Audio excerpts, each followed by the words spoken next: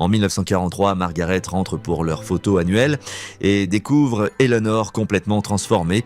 Des cicatrures de brûlures défigurent son visage, un bassin, un bras a disparu. L'accident d'avion a tout changé. Leur tradition de 11 ans survivra-t-elle ? C'était 1932. Une jeune fille nommée Margaret Wilson tenait l'appareil photo spécial de son père dans ses mains tremblantes. Elle faisait très attention à ne pas laisser tomber cet onéreux Kodak Brownie sur le sol en bois de leur maison à la campagne dans le Massachusetts. Margaret n'avait que 12 ans, mais elle voulait immortaliser des souvenirs d'une manière que ses parents n'avaient jamais pu faire. Les temps étaient durs à cause de la Grande Dépression. Beaucoup de familles avaient perdu leur argent et leur emploi, mais d'une certaine manière, son père avait conservé cette chose spéciale. Il croyait que les souvenirs valaient plus que de l'or. Eleanor, dépêche-toi! Nous devons prendre la photo avant que père ne rentre à la maison, cria Margaret. Sa voix résonnait à travers leur petite ferme. Eleanor, âgée de 10 ans, descendit les escaliers. Ses cheveux roux étaient soigneusement tressés. Elle portait sa robe du dimanche, même si elle était trop grande pour elle. Pourquoi devons-nous prendre une photo aujourd'hui, Maggie ? Demanda Eleanor, s'accrochant à la rampe des escaliers en descendant. Parce que, dit Margaret avec la confiance d'une grande sœur, j'ai lu dans le magazine de photographie de père que les souvenirs s'estompent, mais que les photographies durent pour toujours. Je veux nous souvenir exactement de la manière dont nous sommes. Pour toujours, Eleanor sourit. On pouvait voir l'espace où sa dent de devant était tombée la semaine précédente. Pour toujours, c'est une très longue période, Maggie. C'est pourquoi nous avons besoin de la photo, dit Margaret. Elle mit l'appareil photo sur l'étagère au-dessus de la cheminée. Elle avait vu son père faire cela maintes fois. Et j'ai décidé que nous devrions en prendre une chaque année, à ce même jour, le 21 juin. Le jour le plus long de l'année, le solstice d'été, ajouta Eleanor. Elle était fière de le savoir. Elle adorait lire les vieux livres de science de leur père. Oui, exactement, dit Margaret. Elle règle le minuteur de l'appareil photo. Maintenant, mets-toi à côté de moi et souris. Et ne bouge pas du tout, sinon la photo sera floue. Les sœurs se tenaient côte à côte. Leurs épaules se touchaient. Elles portaient leur plus belle robe. Alors que l'appareil photo compte à rebours, et il y eut un flash et un clic. Leur première photographie annuelle était prise. Deux jeunes filles venaient de commencer une tradition qui allait durer plus de 10 ans. Cette nuit-là, leur père a développé la photographie dans sa chambre noire au sous-sol. Margaret regardait avec émerveillement alors que leur visage apparaissait comme par magie sur le papier dans le bain chimique. Ah, c'était merveilleux, Margaret, dit son père. Il tenait la photo humide. Vous êtes pas magnifiques, mes filles. Nous allons en prendre une chaque année, dit Margaret. Elle regarda son père accrocher la photographie sur une corde pour la faire sécher. Son père sourit. Les coins de ses yeux se plissèrent. « C'est une belle tradition, tu auras une belle collection quand tu seras vieille comme moi. » « Je ne serai jamais vieille comme toi, père, » rit Margaret, mais elle ne remarqua pas le regard triste qui traversa le visage de son père un instant. « Nous verrons, ma chère, dit-il doucement. » Ou l'année suivante, dit en 1933, la photographie montrait les sœurs au même endroit. Elles étaient un peu plus grandes. Leur visage semblait un peu plus fin parce qu'il n'y avait pas autant de nourriture, mais leur sourire restait éclatant. Elles luttaient contre les temps difficiles. En 1934, Eleanor avait presque atteint la taille de Margaret. Les deux filles portaient des robes transmises par leur mère. soigneusement retouchées pour leur convenir. La photographie montrait la fierté dans leurs yeux. Elles étaient fières d'avoir survécu à une autre année difficile ensemble. 1925 apporta des changements. Leur père perdit son emploi à l'usine de tissus. On pouvait voir l'inquiétude sur la photographie de cette année-là. Les filles se tenaient plus rigides. Leur sourire semblait forcé, mais elles se tenaient ensemble, les bras liés, elles se soutenaient face à l'avenir. En 1936, les choses avaient commencé à s'améliorer. Les programmes d'aide aux personnes du président Roosevelt avaient atteint leur petite ville. Leur père avait retrouvé du travail. La photographie de cette année-là montrait les sœurs dans de nouvelles robes. Elles étaient simples, mais pas rapiécées ou fabriquées à partir de vieux vêtements. Eleanor, maintenant âgée de 14 ans, se transformait en jeune femme. Son apparence gauche se changeait dans la beauté qu'elle allait devenir. En 1937, leur mère voulait prendre la photographie elle-même. Elle souhaitait que les filles coiffent leurs cheveux différemment. Plus à la mode, dit-elle. L'image montrait Margaret, maintenant âgée de 17 ans, avec ses cheveux foncés bouclés comme des stars de cinéma. Eleanor, 15 ans, portait les siens attachés en arrière avec des épinglettes en perles de leur grand-mère. Elle ressemble plus à des femmes qu'à des filles. Maintenant, dit leur mère. Cela la rendait à la fois fière et triste. Vous grandissez trop vite, dit-elle en regardant la photographie développée. Bientôt, vous serez partis avec vos propres familles. Nous reviendrons toujours pour notre photographie, promis Margaret, chaque année, peu importe quoi. La photographie de 1938 était très importante. Elle avait été prise la veille du départ de Margaret pour l'université. Elle était la première de leur famille à aller à l'université. Elle avait gagné de l'argent pour l'école en étant une bonne élève. Sur l'image, Margaret se tenait droite et confiante. Eleanor regardait sa sœur avec à la fois admiration et inquiétude. On pouvait ressentir la séparation entre elles. Lorsque 1939 est arrivé, Margaret est rentrée à la maison pour l'été après l'université. Elle apportait de nouvelles idées et expériences qui la faisaient presque passer pour une étrangère.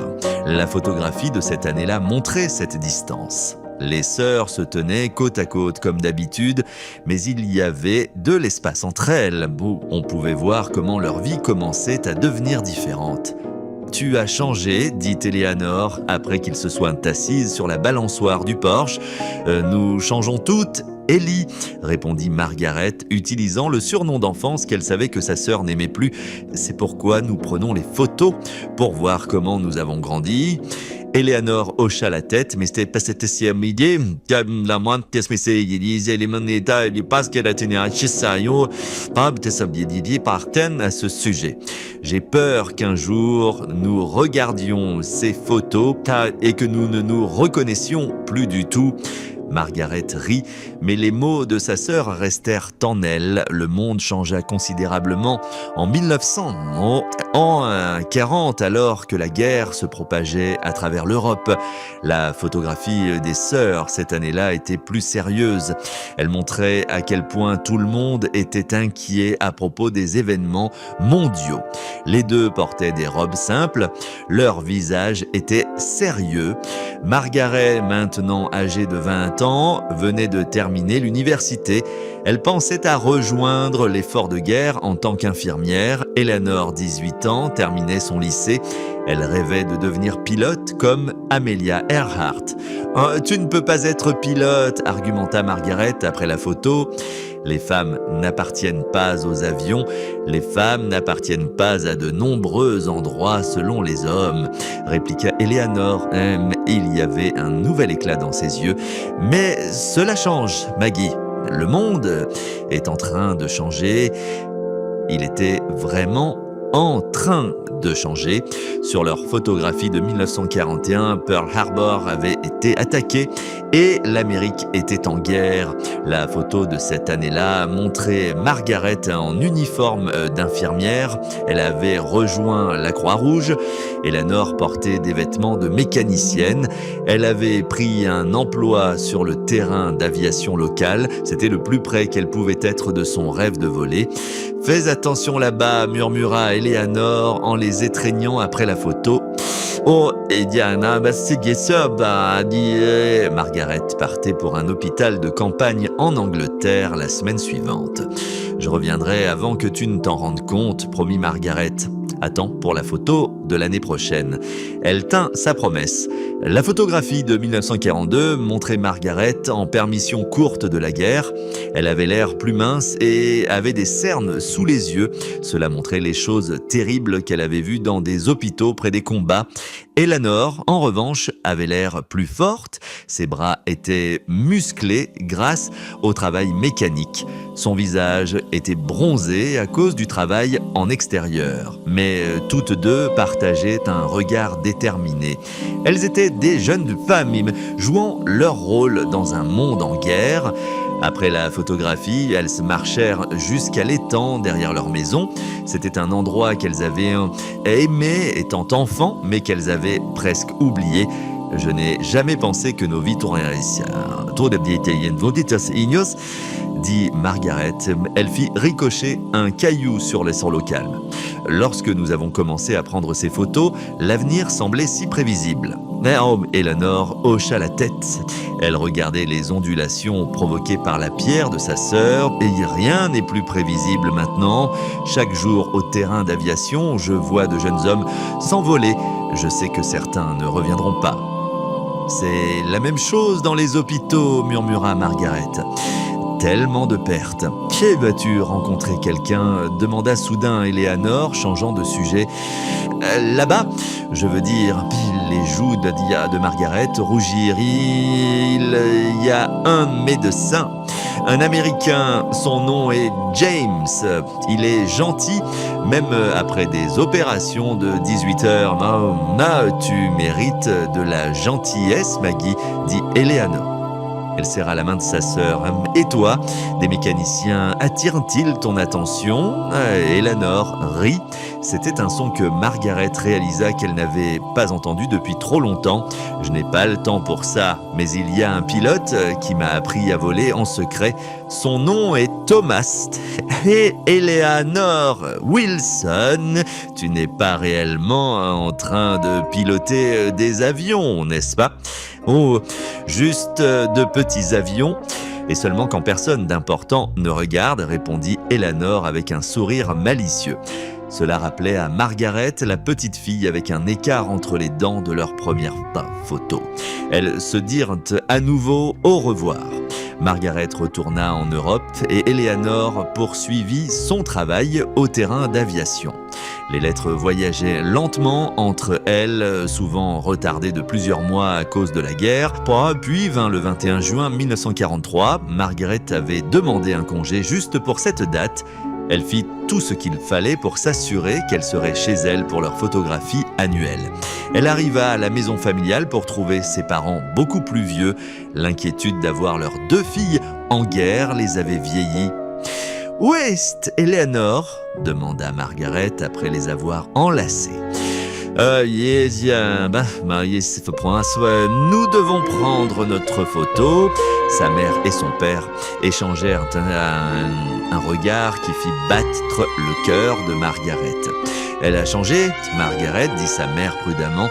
Il y a eu un accident sur le terrain d'aviation il y a 3 mois. Un accident ?» La voix de Margaret s'éleva. « Pourquoi n'ai-je pas été prévenue ? » « Nous avons envoyé des lettres, expliqua son père, mais le courrier ne fonctionne pas bien ces jours-ci. Et Eleanor a insisté pour que nous ne nous inquiétions pas pour toi. » « Où est-elle ?» exigea Margaret. Elle regarda autour d'elle comme si sa sœur pouvait se cacher quelque part dans la maison. « Dans sa chambre ?» répondit sa mère. « Elle ne sort presque plus ces jours-ci. » Margaret monta les escaliers en courant, le cœur battant. Elle frappa à la porte d'Eleanor, puis y entra sans attendre. La chambre était sombre.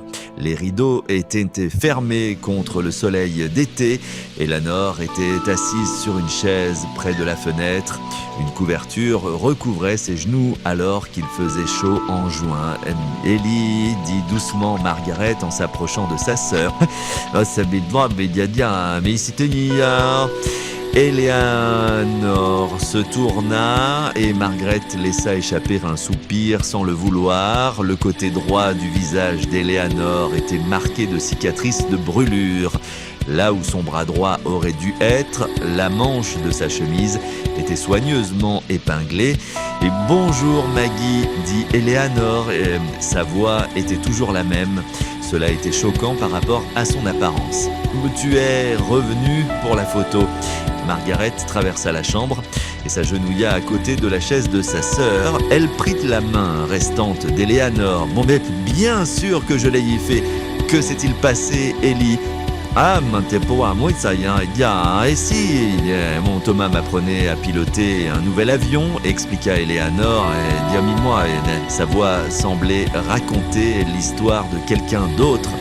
Il y a eu un problème avec l'avion, nous avons craché au décollage. Le réservoir de carburant, elle ne termina pas, mais le reste de l'histoire était inscrit sur son visage marqué et son bras manquant.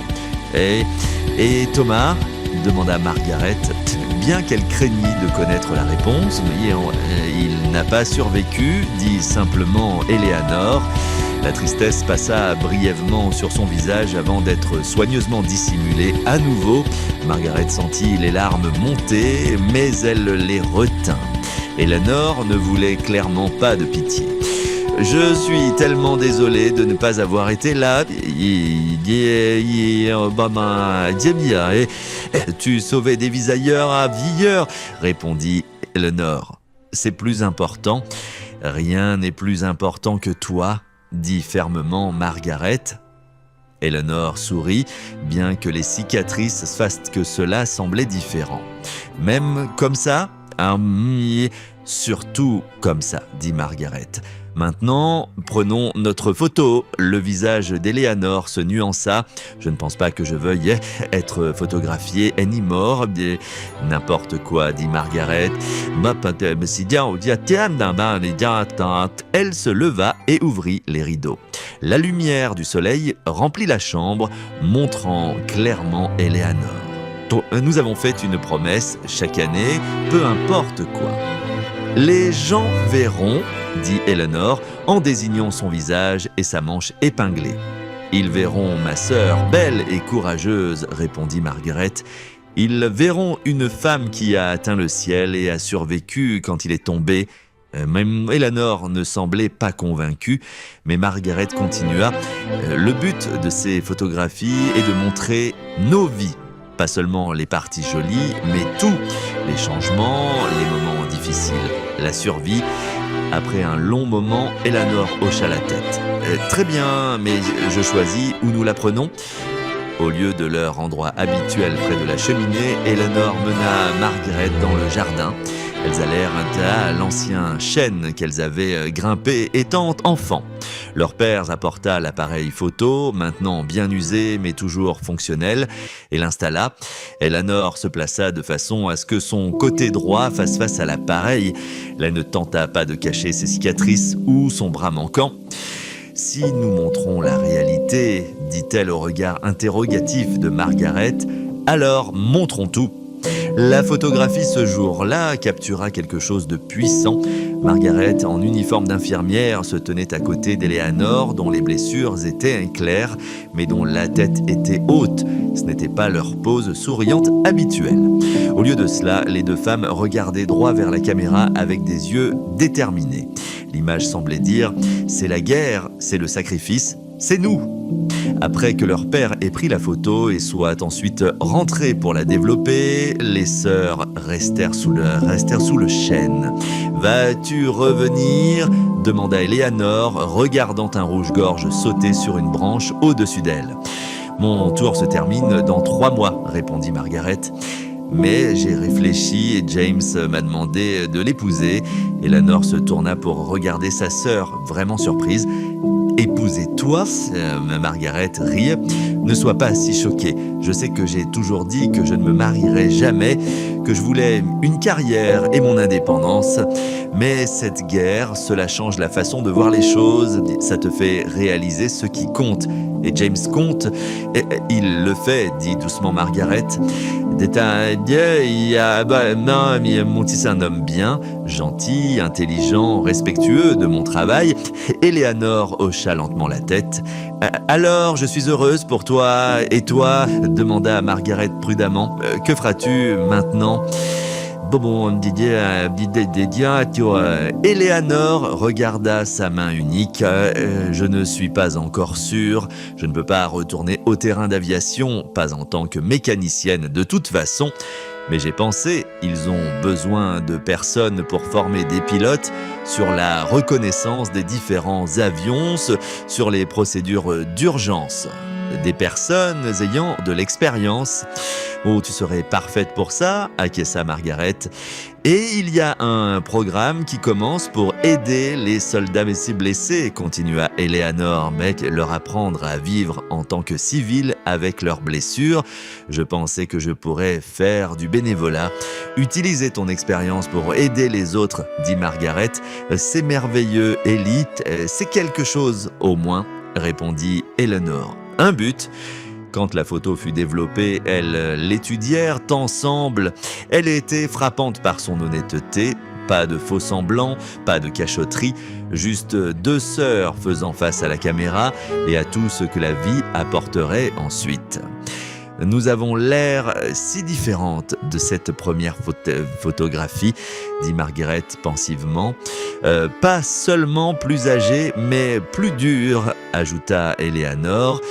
Plus réelle ? Oui, exactement, plus réelle. La photographie de 1984 montrait un autre grand changement. Margaret était clairement enceinte, son uniforme d'infirmière remplacé par une robe ample. Eleanor se tenait à côté d'elle, portant maintenant l'uniforme d'une instructrice de vol. Sa manche vide n'était plus épinglée, mais dotée d'un bras artificiel qui, bien que basique, lui permettait de faire plus de choses. James est déçu qu'il n'ait pas pu être ici, dit Margaret après la photographie. Elles étaient assises dans la cuisine, buvant un thé léger. Il y avait encore des pénuries dues à la guerre, bien que la situation s'améliorait. Il fait un travail important, répondit Eleanor. Et bientôt il sera père. C'est plus important qu'une photographie. Margaret reposa sa main sur son ventre. Nous avons décidé que si c'est une fille, nous l'appellerons Eleanor. Les yeux d'Eleanor se remplissant de larmes. « Et si c'est un garçon, Thomas ?» dit doucement Margaret, observant la réaction de sa sœur. Eleanor hocha la tête, de nombreuses émotions traversaient son visage. « Merci, chuchota-t-elle. Il devait être extraordinaire, dit Margaret, pour avoir appris à ma sœur, prudente, à voler. Il croyait en moi, dit simplement Eleanor. Mais peu de gens l'ont fait. Le bébé, une fille, naquit 2 mois plus tard. Eleanor Margaret Collins vint au monde alors que les forces alliées libraient Paris. James prit cela comme un signe de bonne fortune. La photographie de 1945 montrait la fin de la guerre. Margaret tenait le bébé Ellie, tandis qu'Eleanor se tenait fièrement dans un nouvel uniforme. Elle avait été engagée par le gouvernement pour aider à développer de meilleures prothèses de bras et de jambes pour les soldats. De retour, son expérience la rendait particulièrement qualifiée. La joie de la victoire était claire sur leurs sourires. Elles étaient sincères pour la première fois en des années. Nous avons survécu, dit Eleanor en regardant la photographie développée. Pas tout le monde, répondit Margaret, pensant aux innombrables patients qu'elle avait perdus, à Thomas, à tous les jeunes hommes qui ne rentreraient jamais chez eux, non, à qui Eleanor sérieusement.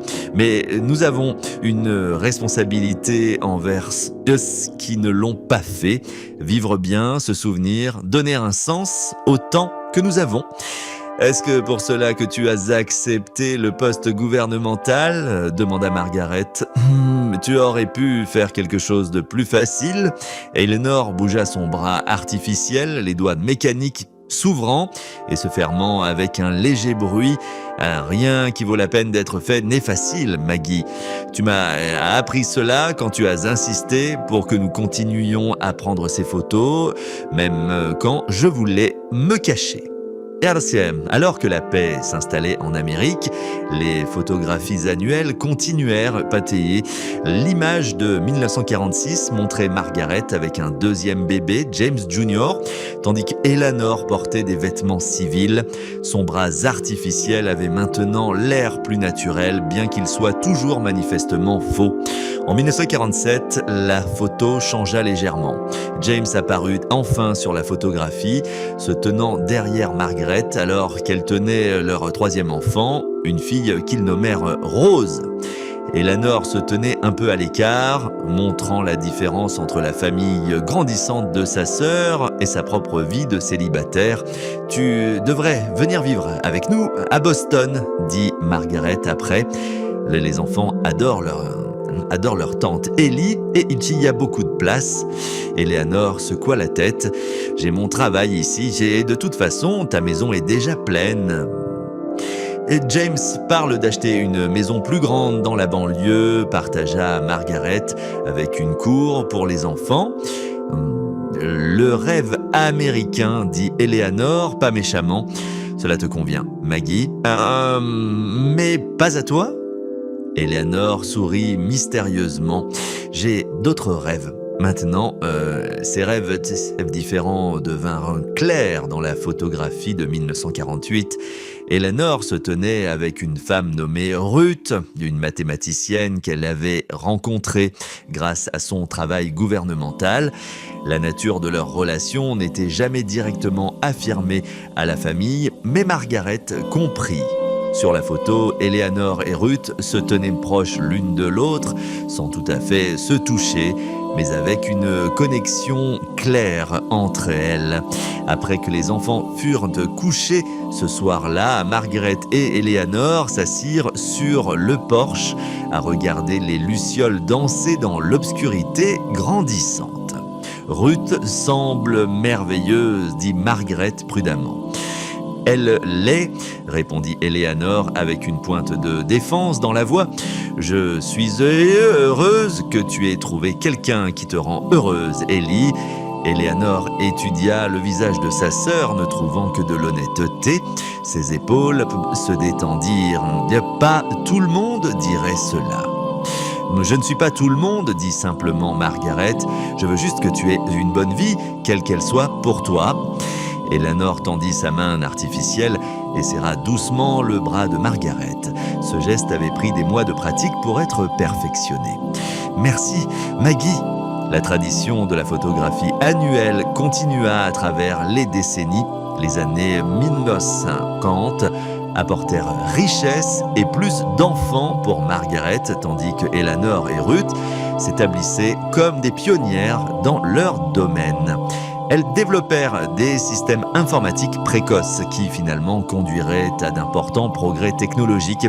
Les photographies des années 1960 montrèrent les sœurs vieillissant gracieusement. Leurs visages avaient des lignes, mais leurs esprits étaient toujours forts.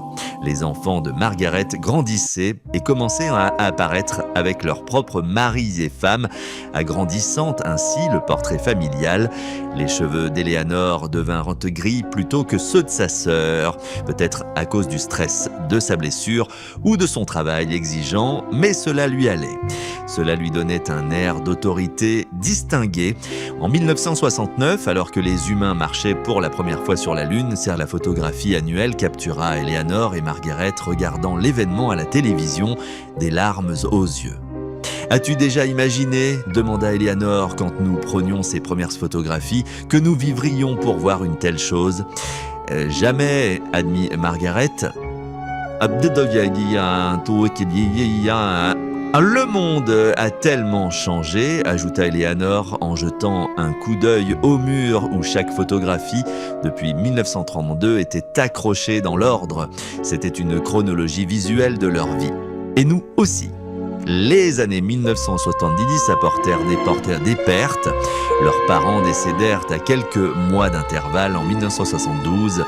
James eut une crise cardiaque en 1973, mais s'en remit, bien que cette alerte fit insister Margaret pour qu'il prenne sa retraite de sa pratique médicale.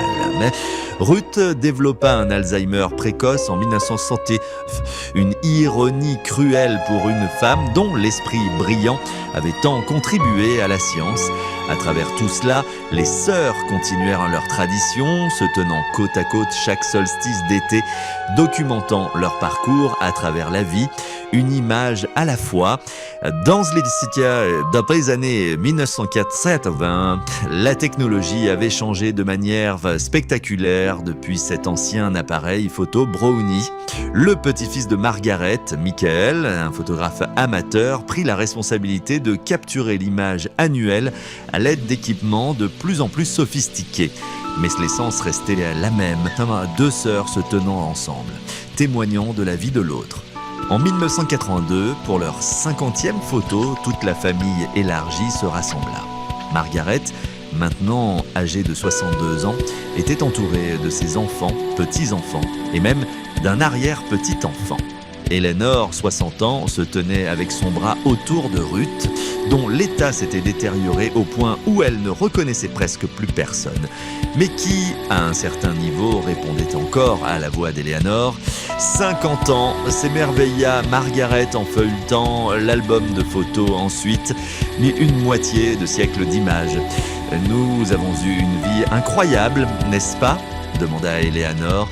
Son bras artificiel se déplaçait maintenant si naturellement qu'on pouvait à peine dire qu'il n'était pas réel. « Plus que beaucoup », acquiesça Margaret, même si ce n'était pas toujours facile. « Les meilleures vies ne le sont que rarement », répondit Eleanor. La photographie de 1983 n'eut jamais lieu. Ruth décéda en avril de cette année-là et Eleanor, dévastée, ne pouvait se résoudre à continuer la tradition. À la place, Margaret vint la rejoindre et elles s'assirent ensemble en silence à l'anniversaire de leur première photographie. « Je comprends si tu veux t'arrêter », dit Margaret doucement. Eleanor secoua la tête, son expression résolue malgré son chagrin. « Non, nous prendrons la photo de l'année prochaine. Ruth aurait voulu cela. Elle disait toujours que notre série de photographies était une histoire vivante. » Et ainsi, elles continuèrent vite. La photographie de 1984 montrait à nouveau Eleanor seule, mais l'absence à ses côtés était aussi puissante que n'importe quelle présence. Alors que les sœurs entraient dans leur 60 ans, les changements dans chaque photographie devenaient plus subtils. Un peu plus de gris, un peu moins de taille, un peu plus de sagesse dans leurs yeux. La santé de Margaret commença à décliner au début des années 1990. Une série de petits AVC affecta sa capacité à se déplacer. Peut-être devrions-nous nous arrêter, suggéra-t-elle après la photographie de 1993, lorsqu'elle avait eu besoin d'un fauteuil roulant pour la première fois. Pas, absolument pas, insista Eleanor. Nous documentons la vie telle qu'elle est, tu te souviens, pas seulement les jolies parties. Margaret sourit faiblement. Tu me renvoies mes mots. Ce sont de bons mots, répondit Eleanor, qui valent la peine d'être répétés. Lorsque 1995 arriva, apportant le 63e anniversaire de leur première photographie, Margaret était à l'hôpital, ayant subi un AVC plus sérieux. Eleanor apporta un appareil photo Polaroid à son chevet. La technologie continue de changer, commenta-t-elle, positionnant l'appareil sur la table de nuit et réglant le minuteur, mais certaines choses restent constantes. L'image résultante montra les sœurs dans la chambre d'hôpital. Eleanor était assise au bord du lit, tenant la main plus faible de Margaret. Les deux femmes souriaient malgré les circonstances. « Ce n'est pas notre portrait le plus glamour », plaisanta Margaret faiblement, scrutant le Polaroid en cours de développement. « Mais l'un de nos plus honnêtes », rétorqua Eleanor. Margaret se rétablit suffisamment pour rentrer chez elle, bien qu'elle ne retrouva jamais tous ses mouvements. La photographie de 1996 l'a montrée dans son fauteuil roulant, Eleanor se tenant derrière elle, les mains reposant protectrices sur les épaules de sa sœur. En 1997, l'état de Margaret s'était aggravé. Elle contracta une pneumonie durant l'hiver et en juin, elle ne pouvait plus quitter son lit. Néanmoins, elle insista pour la photographie. 65 ans, murmura-t-elle, alors que le petit-fils d'Eleanor, maintenant photographe professionnel, installait son appareil photo numérique à côté de son lit. Nous avons parcouru un long chemin depuis cet appareil Brownie. Bien la technologie avance, Eleanor, s'asseyant prudemment au bord du lit, attentive à ne pas perturber les divers tubes et moniteurs connectés à sa sœur. Promets-moi quelque chose, dit Margaret, sa voix si douce qu'Eleanor dut s'approcher pour entendre. Quand je ne serai plus là, prends une dernière photographie, juste toi, à notre endroit habituel pour compléter le cercle. Les yeux d'Eleanor se remplirent de larmes. Maggie, promets-moi, Ellie. Je promets, murmura Eleanor, serrant la main de sa sœur alors que l'appareil photo cliquait. Et c'était la dernière photographie d'elle ensemble. Margaret s'éteignit paisiblement 3 semaines plus tard, entourée de sa famille. Le juin suivant, lors du solstice d'été de 1998, Eleanor retourne à la maison familiale, maintenant propriété du fils aîné de Margaret. Elle se tenait près de la cheminée où elles avaient pris cette première photographie 66 ans plus tôt. Le petit-fils de Margaret installa son appareil photo, ajusta l'éclairage et se prépara à prendre la photo. « Attends, dit soudain Eleanor. » Elle plongea dans son sac et sortit une photographie encadrée. La première qu'elles avaient bien prise en 1932. 2 jeunes filles avec toute leur vie devant elles. Eleanor tint la photo encadrée contre sa poitrine alors que la caméra cliquait, capturant l'image finale de leur remarquable série. Une femme dans la soixantaine, portant les marques visibles d'une vie pleinement vécue, tenant le souvenir de là où tout avait commencé. Alors que le déclencheur de l'appareil se fermait pour la dernière fois, Eleanor chuchota des mots que seule elle pouvait entendre. « Tu vois, Maggie, les photographies durent vraiment pour toujours. » Et quelque part, peut-être Margaret sourit. La collection de photographies, au total 67, s'étendant sur près de 7 décennies, fut finalement donnée au Smithsonian par Eleanor avant sa mort en 2002. Elle devint partie d'une exposition sur la vie américaine à travers le XXe siècle. C'était un témoignage de 2 sœurs qui avaient documenté non seulement leur propre parcours, mais aussi celui d'une nation à travers la dépression, la guerre, la prospérité, la révolution technologique et le changement social. Les visiteurs de l'exposition s'attardaient souvent le plus sur la photographie de 1943, l'année où Eleanor avait complètement changé, non pas à cause de sa transformation physique, bien qu'elle fût frappante, mais en raison de ce que l'image représentait, force, courage et le lien indéfectible entre 2 sœurs qui faisaient face ensemble aux difficultés de la vie. Une photographie à la fois. Le dernier panneau de l'exposition présentait une citation du dernier entretien d'Eleanor donné lorsqu'elle avait 80 ans. « Les gens demandent souvent pourquoi nous avons continué à prendre ces photographies année après année, même lorsque la vie devenait difficile. » La réponse est assez simple pour nous rappeler que le changement, même le changement douloureux, n'est pas la fin de l'histoire. C'est simplement un tournant. Et chaque vie, si vous la documentez suffisamment longtemps, devient une histoire épique qui mérite d'être racontée.